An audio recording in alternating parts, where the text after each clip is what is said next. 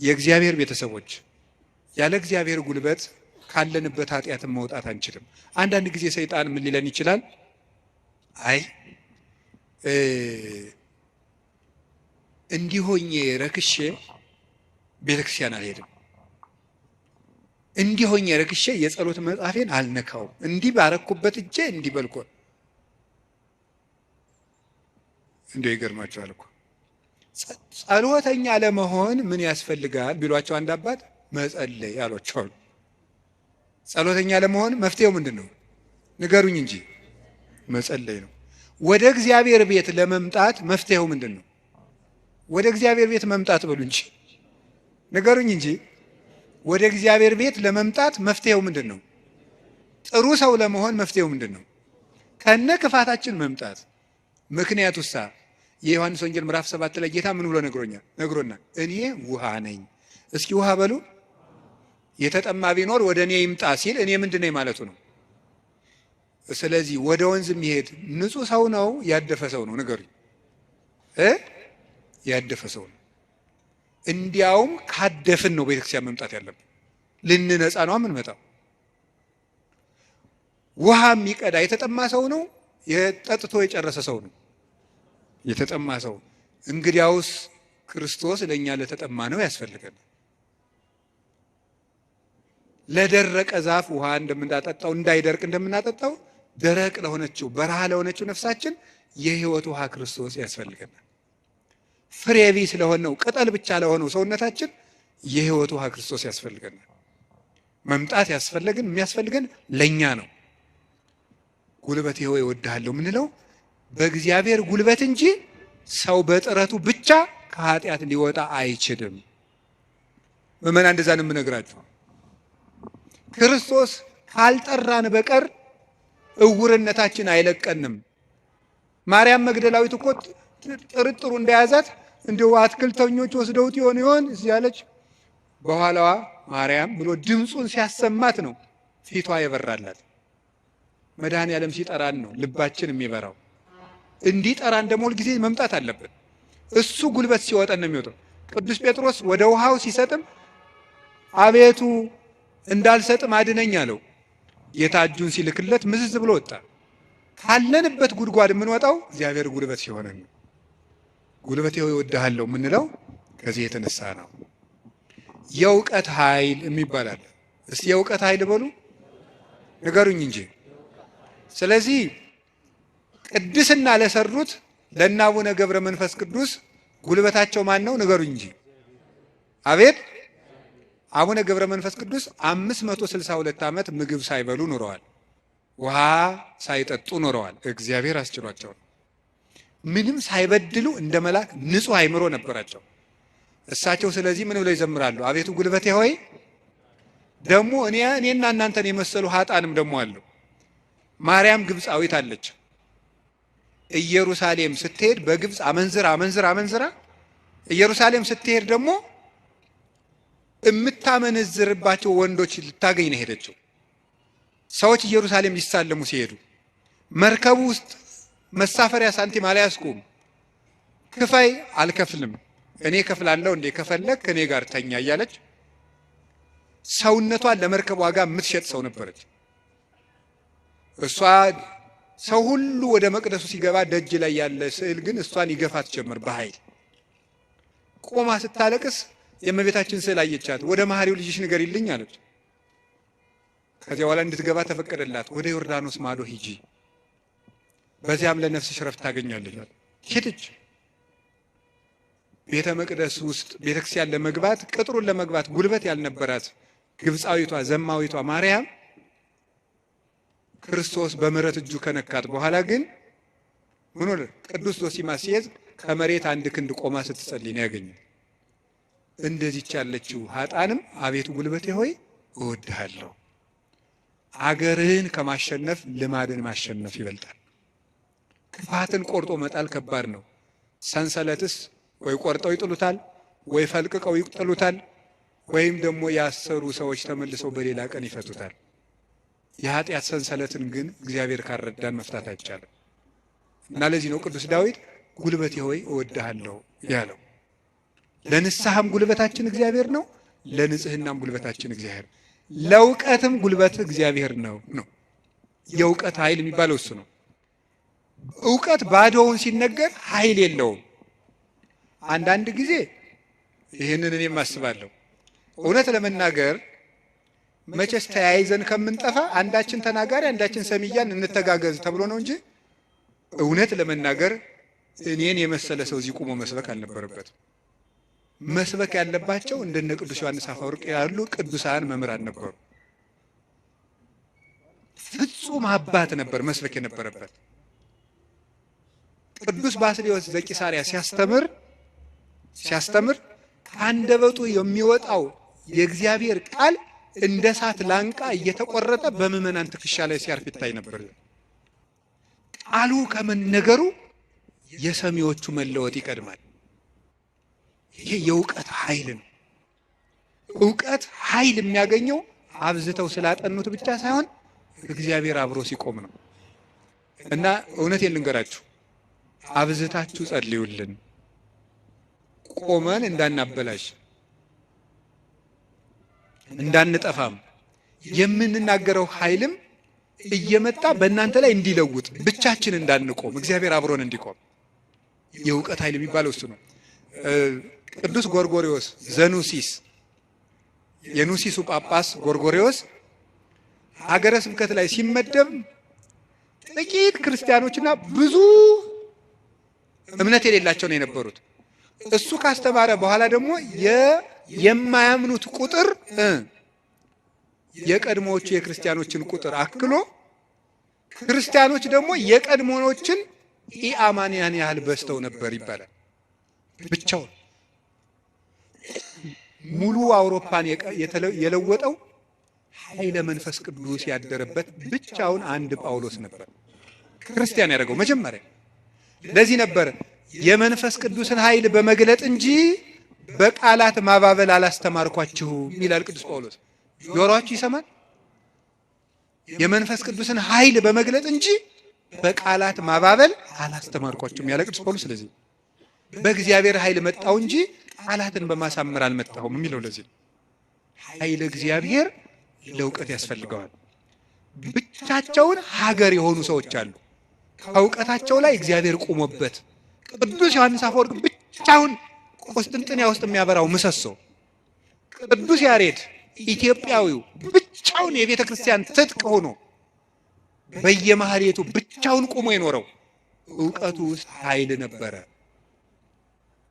አንቀጸ ብርሃንን እኮ አክሱም ጽዮን ውስጥ ገብቶ ሲጸልይ ቅዱስ ያሬድ ከመሬት አንድ ክንድ አፈፍ ብሎ ቆሞ ነበር። የዚህ ምሰሶ የዚህ ብርሃን የቅዱስ ያሬድ ብርሃን በማህሌቱ ይኸው 1418 ዓመታትን እዚህ ያለው እዚህ ቤተክርስቲያን ውስጥ የእውቀት ኃይል የተጫነው እውቀት፣ ነጠላ ያልሆነ እውቀት፣ ብልጣብልጥነት የሌለው እውቀት። መማር ማለት ስማርት ቲንኪንግ አይደለም። መማር ማለት ሰው መሆን ነው። ሰው እንድንሆን ጸልዩልኝ። ሁላችንም እግዚአብሔር ሰው ያድርገን እና እንደ ቅዱስ ጳውሎስ ያሉት ብቻቸውን ቆመው ሺህ ቤተ ክርስቲያን የሆኑት መምህራን አቤቱ ጉልበቴ ሆይ እወድሃለሁ ቢሉት የተገባ ነው። ሌላው የመከራ ኃይል አለ። እስቲ የመከራ ኃይል በሉ። ስንት ኃይል ነገርኳችሁ? ምንድን አይ ተመስገን እንደው በሉ። እሺ የሥነ ምግባር ኃይል በሉ። ሌላስ? የእውቀት ኃይል። ሌላስ? አቤት የመከራ ኃይል። እሺ የሥነ ምግባር ኃይል። ከዚያ በፊት ምን ብያችሁ ነበር? የአርአያነት ኃይል የሚባለው ይሄ ሞራል የሚባለው እሱ በሁለት ተከፍሎ ስነ ምግባርና አርአያነትና ንስሐ ብለን ከፍለናል። ቀጥሎ የእውቀት ኃይል ብዬ ነገርኳችሁ። ሶስተኛ አሁን የምነግራችሁ ደግሞ የምንድነው? የመከራ ኃይል ነው። የመከራ ኃይል የሚባለው ጉልበቴ ሆይ እወድሃለሁ ያለው አሁን ቅዱስ ዳዊት አሸንፏል። ዘመኑን በሙሉ ጠላቶችን አሸንፏል። ያሸነፈ ግን በውጊያ ሳይሆን በምንድን ነው? በመከራ ነው ያሸነፈው። ይገርማቸዋል። በመከራ ማሸነፍ ከዚህ ዓለም ሎጂክ የራቀ ነው። በዚህ ዓለም ለማሸነፍ ፓወር የግድ ያስፈልጋል ነው ቀመሩ። ይሄ ነው። አሁን የዚህ ዘመን ሰው እና ክርስትና አልገናኝ የሚለው ተፍ ተፍ ብለህ ሰልፍ ኮንፊደንስ ይኑርህ ነው። በክርስትና ደግሞ ተፍ ተፍ ብለህ ትሁቱን ነው። ስለዚህ ነገሩ ወዲያና ወዲህ ነው። ከፍቷችኋል አይደለም? ትሁት የሆነ ከፍ ይላል ነው። አሁን ደግሞ ራስህን ከፍ አድርግ፣ አትጣል ነው። እንደዚህ ነው። ማስታወቂያ ስራ፣ ገንባ፣ ራስህን አስታውቅ በደንብ። እንደዚህ ነው። የፈለግከውን ነገር ስራ፣ ስለማንም አትጨነቅ፣ ግድ አይኑርህ። እንደዚህ አይነት ነገር ነው የሚሰበከን። እንደሱ የሚባል ነገር የለም። እንደውም የሚባለውም 100% ኮንፊደንስ ኔጌቲቭ ኮንፊደንስ ነው ይባላል። ስለዚህ ተገቢ አይደለም። ምንድን ነው ታዲያ? እኛም መከራ ማሸነፍ ነው የሚባለው። ቅዱስ ዳዊት ለምሳሌ እንዲህ ያደረገ። ሳኦል እያሳደደው ሄደ። ቅዱስ ዳዊት ዋሻ ውስጥ ተጠጋ። ሳኦል ዳዊትን ፈልጎ ተኛ እና አበኔር ይባላል የሳኦል የጦር አበጋዝ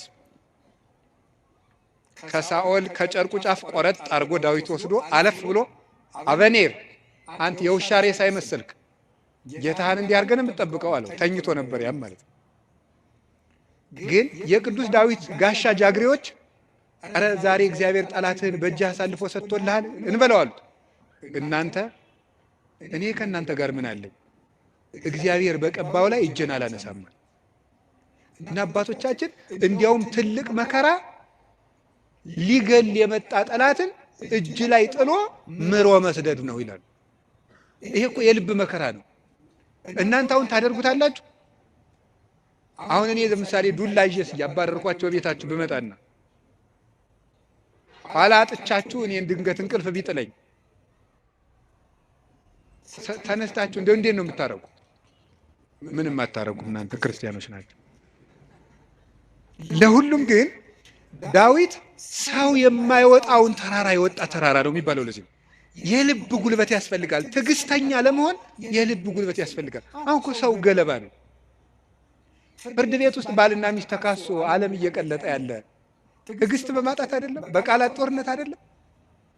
እንዲሁ አታፍሩም ወይ? እንዲህ ብሎ ሰድቦኝ እንዲህ ብላ ሰድባ እያላችሁ እንዲሁ አታፍሩም? እውነቴን እኮ የምነግራችሁ። ቆርዞ የመጣውን ጠላቱን እጁ ላይ ሲያገኘው እግዚአብሔር በቀባው ላይ እጄን አላነሳም። ሌላ ቀን እኮ ደግሞ ምን አደረገው? ዳዊት ወልዴ ቃልከ ማይዜኒ፣ ዳዊት ወልዴ ቃልከ ማይዜኒ። ዳዊት ስትዘምር እኮ ደስ ይለኛል እና በገና ደርድርልኝ አለው። የዋሁ ዳዊት በገና ሊደረድር ሲሄድ ጦሩን ሳኦል ይዞ ሲወረውርበት አድነን እግዚኦን ብሲ እኩይ፣ አቤቱ ከክፉ ሰው አድነኝ ሲል ጦሩ ሁዳ ከግድግዳው ላይ ተተከለች። ያንን ደግሞ መልሶ ሌላ ቀን ፈልጎ አገኙ። አሁንም ሳይገለው ጥሎት ሄደ። ሳኦል እየፈለገው ሄደ። ዳዊት ግን ይላል ለይግቡ ድኅሬሆሙ ጸላእቴ፣ ጠላቶቼ ወደ ኋላቸው ይመለሱ ይላል። ሳኦል መንገድ ጠፍቶት ተመለሰ። ደክሞ ማሸነፍ የእግዚአብሔራዊነት። ከዛ ምን አደረገ? ጎልያድ በመጣ ጊዜ ዳዊት በሰይፍ ነው ያሸነፈ በጠጠር? እስኪ ንገሩኝ። ስለዚህ የዳዊት ጉልበት ሰይፍ ወይስ እግዚአብሔር? ንገሩኝ እንጂ። ጠጠሯ ናት ያሸነፈች ወይስ የእግዚአብሔር ስም? የእግዚአብሔር ስም ከተጫናት ጠጠርም ኃይል አላት። እግዚአብሔር ከሌለው ግን ሰይፍም ያስገድላል። ጎልያድ ሰይፍ ይዞ ሄደ፣ ዳዊት እግዚአብሔርን ይዞ ሄደ። ከዚያ በኋላ ስም ወረገመኒ በአማልክት ይሁርኩሳን፣ በረገሙ ጣዖቶቹ ረገመኝ። ዋንሰን ሳይኩ ሰለስተ አይባነ ሙስተፈለግ፣ እኔ 3 ድንጋዮችን ከባህር አነሳው። ወጸፍክዎ ዲበ ፍጽሙ፣ ግንባሩን አልኩት። አሚሃ ወድቀ በኃይለ እግዚአብሔር፣ በእግዚአብሔር ኃይል ያን ጊዜ ወደቀ። ወነሳይኩ ዘምላይሌሁ ሰይፈ፣ ከሱ ሰይፍን ወሰድኩ። ወመተርኩ ርሶ ለጎልያድ፣ የጎልያድ አንገትም ቆረጥኩት አለ። በራሱ ሰይፍ እንዲወድቅ ያደረገው ጉልበቴ ሆይ እስኪ በሉ ሁላችሁም ንገሩ እንጂ። ያው ይህን የሚያደርገው የእግዚአብሔር ስም ነው። ቅዱስ ዳዊት አንተ ብላቴና ጨንገር ይዘህ የምትመጣ እኔ ውሻ ነኝ ነበር ያለ ጎልያድ። ናና እንግዲህ ስጋህን ለሰማይ አዕዋፍ ለምድር አራዊት ቆራርጬ እሰጠዋለሁ አለው። አዎ አንተ ከውሻም ታንሳለህ። ውሻ ጌታውን ያውቃል፣ አንተ ግን ፈጣሪን አታውቅም። አንተ በሰይፍ ትመጣለህ፣ እኔ ግን አንተ በምትገዳደረው በእስራኤል አምላክ ስም እመጣለሁ። የእግዚአብሔርን ስም ይዞ ሄደና ያንን 6 ክንድ እስራኤልን ያስጨነቀ ሰው ገረሰሰው። ስለዚህ ጉልበቱ እግዚአብሔር፣ ጉልበቴ ሆይ እወድሃለሁ። ከገዛ ቤተ መንግስቱ አኪጦፌል የሚባል መካሪ ተነስቶ አቤሴሎምን የገዛ ልጁን አስነስቶ ምንድነው ያደረገ? ዳዊትን ሲያዋርደው የዳዊትን ሚስቶች በሙሉ እስራኤል በተሰበሰቡበት ድንኳን አስጥሎ አገር እያየ የአባትህን ሚስቶች ድፈራቸው ብሎ ገብቶ የአባቱ ሚስቶች እንዲደፈር በመጽሐፍ ቅዱስ የተጻፈ ነው አድርጎ አኪጦፌል የሚባል ሰው አዋረደው። ዳዊትም ሄደ፣ ተሳት ወጥቶ ሄደ ከቤተ መንግስቱ። ዳዊት ኃያል እኮ ነው። ስሙ ሲጠራ እኮ ሽም ይደነግጥለት። ኃያላን የጦር መሪዎች አሉት። ግን ምንድነው ያደረገ? እግዚኦ ሚበዙ ለይሳቅዩን ብዙሃን ቆሙ ላይ ሊ ብዙሃን ይቤልዋ ለነፍሴ እያድህነች አምላክኪ አንተስ እግዚኦ ምስካዬ አንተ። አቤቱ የሚያስጨንቁኝ ምንኛ በዙ፣ ብዙዎች በእኔ ላይ በጠላትነት ቆመዋል። ሰውነቴንም የሚያድንሽ የለም ይሏታል። አቤቱ አንተ ግን መጠጊያዬ ነህ፣ ከራሴ ላይ በላይ ያለ ዘውድም አንተ ነህ እያለ በልቡ ተንበልብሎ ካሸዋ ላይ ወድቆ ያለቅስ ነበር። የዚያ ጊዜ አኪጦፌል ይገርማችኋል፣ አገሩ ገብቶ ዳዊት ከተመለሰ አይምረኝም ብሎ በገዛ እጁ ታንቆሟል። ዳዊት አኪጦፌል እንዲህ ብሎ ሲመክር ማዶ ላይ ደግሞ በመጽሐፈ ሳሙኤል እንደተጻፈው ማዶ ሄዶ ዮርዳኖስን ሸገር ብሎ በቀትር እግዚኦ እልዋ ለምክረ አኪጦፌል፣ አቤቱ ጌታዬ የአኪጦፌልን ምክር አፍርስበት ይላል። በዳዊት ሞት እየተመከረ ዳዊት ምን ያደርጋል? አቤቱ የአኪጦፌልን ምክር አፍርስበት ይላል። የመከረበትን ሰውዬ ሄዶ እንዳያስረው ተሰዷል። ጉልበት የለውም ዳዊት፣ ሰራዊት አልቆበታል። ስለዚህ ምን አደረገ? አንድ ጉልበት አለው፣ እግዚአብሔር ነው። የአኪጦፌልን ምክር አፍርስበታል። አኪጦፌል ምን አደረገ? መላው አእላፈ እስራኤል ሰብስብ፣ የዳዊትን ሚስቶች በአደባባይ አስነውራቸው። የዚያን ጊዜ ዳዊት እንደተዋረደ ቀን እንደጣለው የእስራኤል ሰዎች ያውቃሉ። ያን ጊዜ ዳዊትን ተከትለን ሄደን እንግደለዋል፣ የአባትህን አንገትም ቆርጫ እመጣልሃለሁ ብሎ መከረ። እንዲህ ብሎ ሲመክር ዳዊት ምን አለ? አቤቱ የአኪጦፌልን ምክር አፈርስበት ሲል ምን አለ መሰላችሁ? እግዚአብሔር በጠላቱ በአቤሴሎም ላይ የምክር ጥርጥር አሳደረ። አይ የአንድ ሰው ምክር አይመቃም፣ ሌላ ሰው ምክርን ጨምር የተባለ አለና የዳዊት የቀድሞ አማካሪ የነበረ ኩሲ የሚባል ሰው ነበረ። ሽማግሌውን ኩሲንም እስኪ እንጠይቀው አለው። ኩሲ እንደምን አለ? ደህና ነኝ። ምን ነው ቀድሞ ስታማክረው የነበረው ዳዊት ሲሰደድ እዚህ ቀረ? እኔ ምን ጊዜ የማማክር እግዚአብሔር የቀባውን አለው። ውስጡ ቅኔ ነው። ቅኔው ምንድን ነው? አሁንም እኮ የማን አማካሪ ነኝ እያለው ነው። አንተንማ እግዚአብሔር አልቀባም እያለው ነው። አሁንም የእሱ ነኝ እያለው ነው። ለእሱ ግን የመሰለው ምን እያለው ነው? አንተን ከሾመ ያንተ አማካሪ ሆናለሁ እያለው መስሎታል። እሳ ምን አደረገው? አኪጦፌል ምን ብሎ መከረ?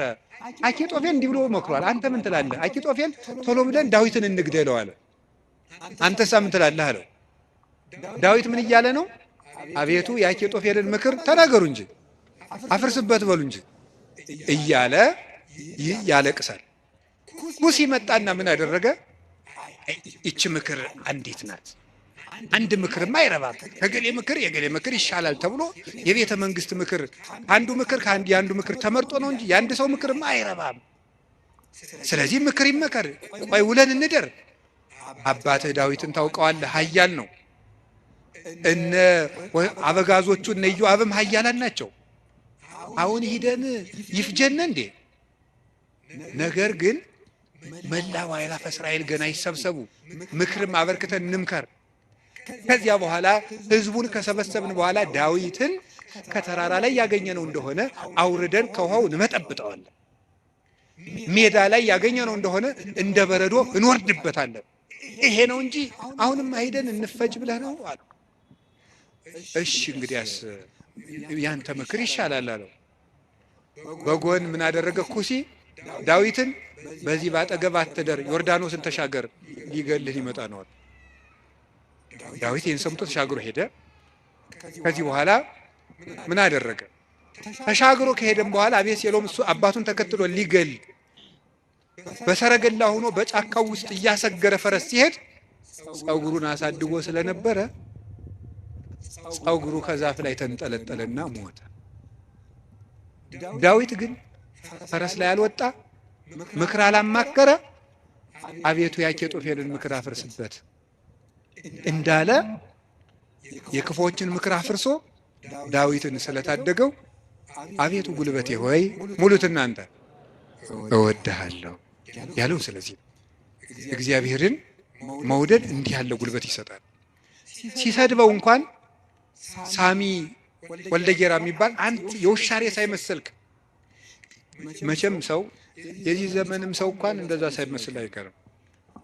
አሽቃባጭነት ይበዛዋል። ማለት ምን ማለት ነው? ሁላችሁንም አይደለም፣ እነማንም እንደሆነም አላውቅም።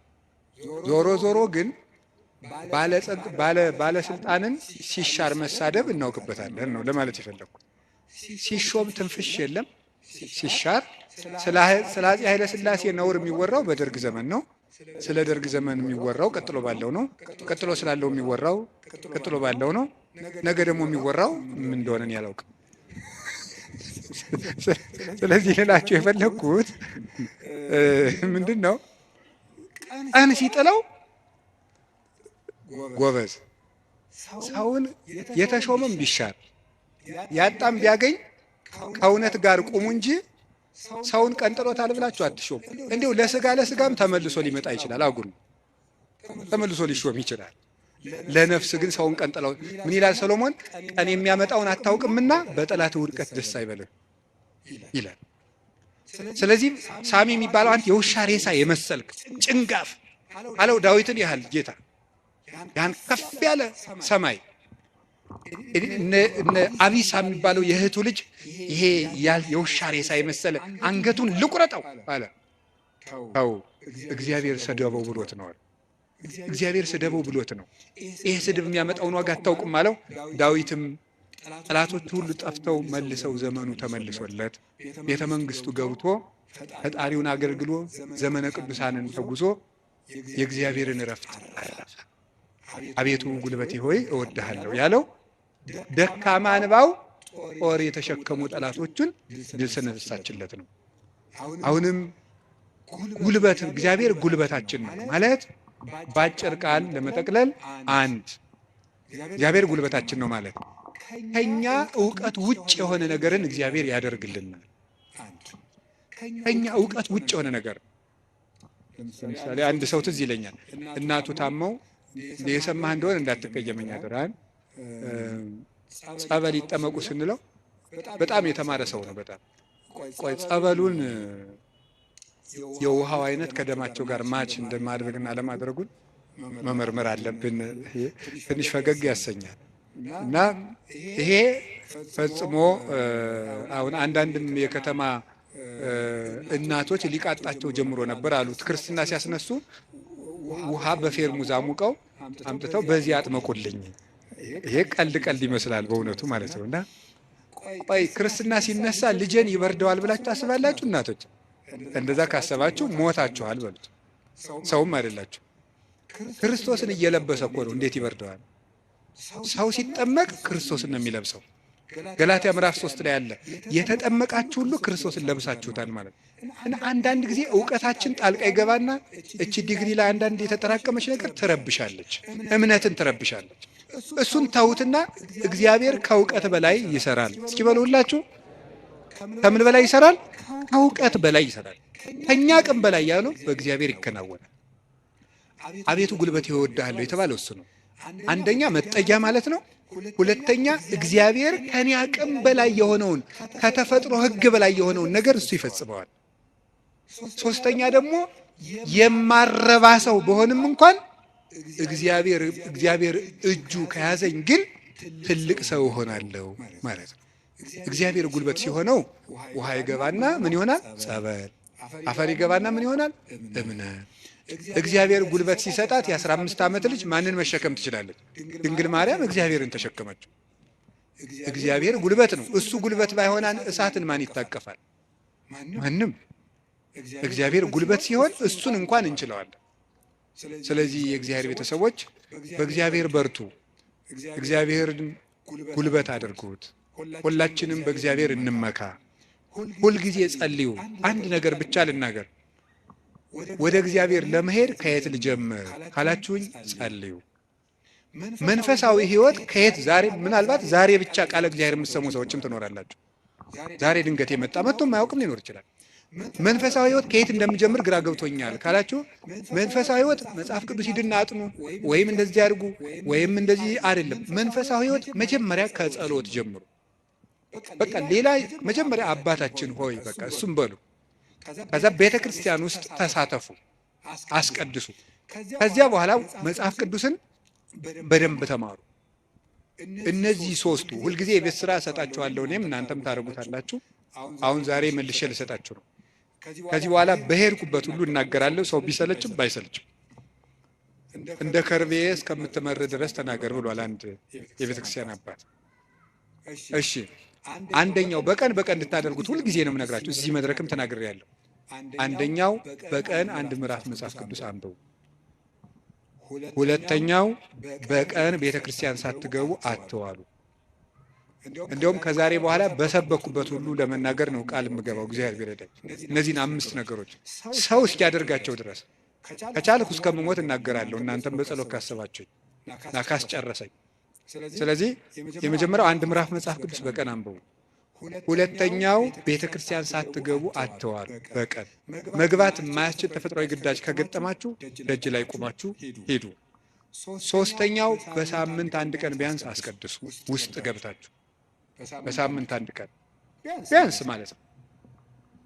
አራተኛው ንስሐ ግቡ። ንስሐ ግቡ። ንስሐ እንዲያውም ምንድነው የምትባለው? ሌላኛይቱ ከእግዚአብሔር የተሰጠችን ልደት ናት የሚባለው። አንድ ልደት ከእናት አባት ተወልደናል። ሌላ ልደት ደግሞ በጥምቀት እንደገና እሷ ስትደበዝዝ ደግሞ እግዚአብሔር በንስሐ ልደትን ሰጠ። አዳም ከሔዋን እሱን የመሰለ ልጅ እንደወለደ ይላል አረጋዊ መንፈሳዊ የተባለ ሊቅ። አዳም ሔዋን ከምትባል ሚስቱ እሱን የመሰለ ልጅ እንደወለደ ክርስቶስ ከንስሐ ማህፀን እሱን የመሰሉ ልጆችን ይወልዳል። ደስ አይላችሁም? አዎ። እዚያ ንስሐ ማህፀን ውስጥ ገብተን እንደገና ክርስቶስን የመምሰል አባታችን እግዚአብሔርን የመምሰል እድል አለን። እሱ የመንፈስ ቅዱስ ጉልበት ስለሆነ ነው አቤቱ ጉልበቴ ሆይ እወድሃለሁ እንድንል የፈለግኩት። ንስሐ ግቡ። የመጨረሻው ጸልዩ። ሳትጸልዩ አትብሉ። ሳትጸልዩ እቤት አትውጡ። ብትችሉ ስግደት ስገዱ።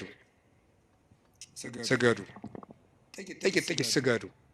ትንሽ ከቻላችሁ 41 ካቃታችሁ 21 ካቃታችሁ 7 ካልሆነም 3።